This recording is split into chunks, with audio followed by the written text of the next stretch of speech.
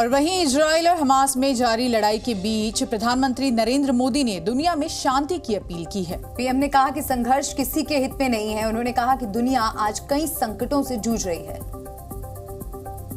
दिल्ली के Yashobhoomi convention centre में P20 summit का आगाज हो गया है।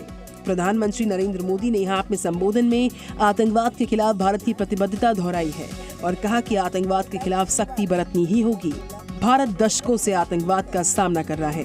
20 साल पहले हमारी संसद पर अटैक हुआ था, तब संसद का सत्र चल रहा था। अब दुनिया को एहसास हो रहा है आतंकवाद कितना खतरनाक है। करीब 20 साल पहले आतंकवादियों ने हमारी संसद को भी निशाना बनाया था और आप जानकर चौंक जाएंगे कि उस समय संसद का सत्र चल रहा था। आतंकियों की तैयारी सांसदों को बंधक बनाने की, उन्हें खत्म करने की थी। भारत ऐसी अनेकों आतंकी वारदातों से निपटते हुए आज यहां पहुंचा है। इजराइल और हमास युद्ध को 6 दिन बीत गए हैं। इसमें अभी तक 2800 से ज्यादा लोगों की जान जा चुकी है। बिल्कुल, इजराइल की सेना गाजा पट्टी पर हवाई हमलों के बाद अब जमीन पर लड़ाई की पूरी तैयारी करने में जुट गई है। इजराइल के हमास पर हमले का आज 7वां दिन भी जारी है। बीते 6 दिन में इजराइल ने हमास पर 6000 बम बरसाए हैं, यानी 24 घंटे के हिसाब से एक दिन में 1000 बम। इजराइल और हमास के बीच जंग में अब तक 2800 से ज्यादा की मौत हुई है, जिसमें इजरायली सेना के 247 जवानों की मौत हुई है। इजरायली वायुसेना ने रात भर गाजा पट्टी में हमास और अन्य आतंकी समूहों के 750 ठिकानों पर हवाई हमले किए। गाजा पट्टी में हमास की सुरंग, सैन्य परिसर और चौकियों में हमास के वरिष्ठ अधिकारियों के घर, जो सैन्य मुख्यालय और सैन्य डिपो के रूप में काम करते थे, उन पर हवाई हमले कर बम बरसाए हैं। इस हवाई हमले में हमास नेता सिनवार का भाई मारा गया। फिलिस्तीनी मीडिया ने इसकी पुष्टि कर दी है। बीती रात दक्षिण गाजा के खान यूनिस शहर में इजराइल के हवाई हमले में एक अपार्टमेंट बिल्डिंग में यावा सिनवार का भाई मारा गया। और हमास आज जिहाद दिवस मना रहा है। हमास ने इजराइल को धमकी देकर बच्चों और महिलाओं की हत्या का ऐसा बदला लेने की बात कही है जो इजराइल ने सपने में भी नहीं सोचा होगा।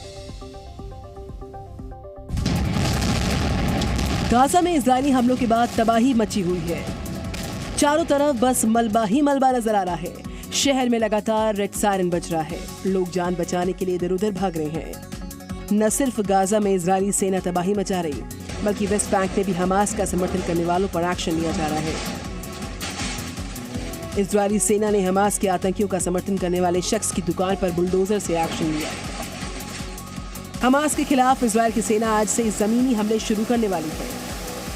बताया जा रहा है कि इजराइल आज आधी रात के बाद से जमीनी हमलों का पहला फेज शुरू कर सकता है। हमास आज जिहाद दिवस मना रहा है। हमास ने इजराइल को धमकी देकर बच्चों और महिलाओं की हत्या का ऐसा बदला लेने की बात कही जो इजराइल ने सपने में नहीं सोचा होगा।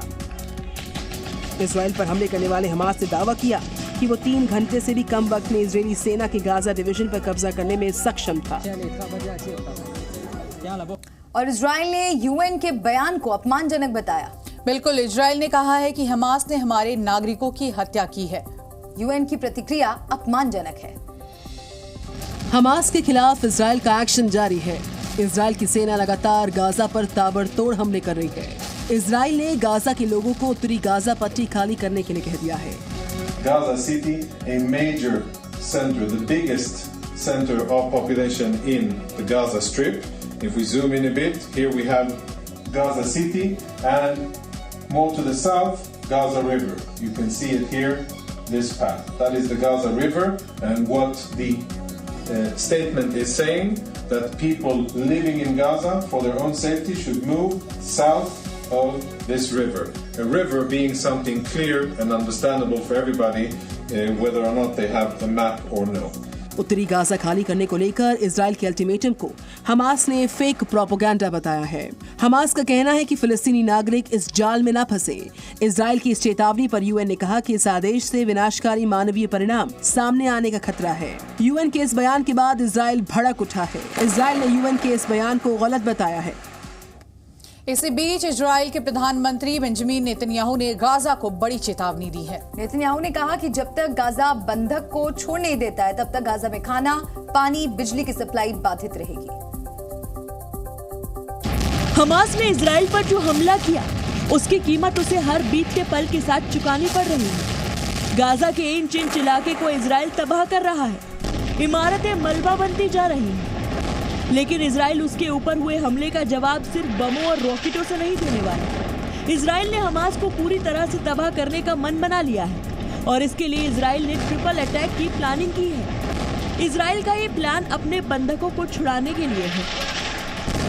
गाजा में हमास की कमर तोड़ने के लिए इजराइल ने बिजली, पानी, तेल और खाद्य सामग्री की सप्लाई रोक दी है। साथ ही सार्वजनिक अस्पतालों में हमास आतंकियों के इलाज पर भी पाबंदी लगा दी गई है। इजराइल ने कहा है कि आतंक के खात्मे तक फिलिस्तीन तक कोई मदद नहीं दी जाएगी। इजराइल के प्रधानमंत्री ने साफ कर दिया है कि जब तक हमास सभी बंधकों को छोड़ता नहीं है तब तक इजराइल खाना, पानी, बिजली की सप्लाई को नहीं शुरू करेगा। इजराइल के पीएम नेतन्याहू ने ये तक कह दिया कि किसी भी नेता को हमास से नहीं मिलना चाहिए। जी न्यूज़।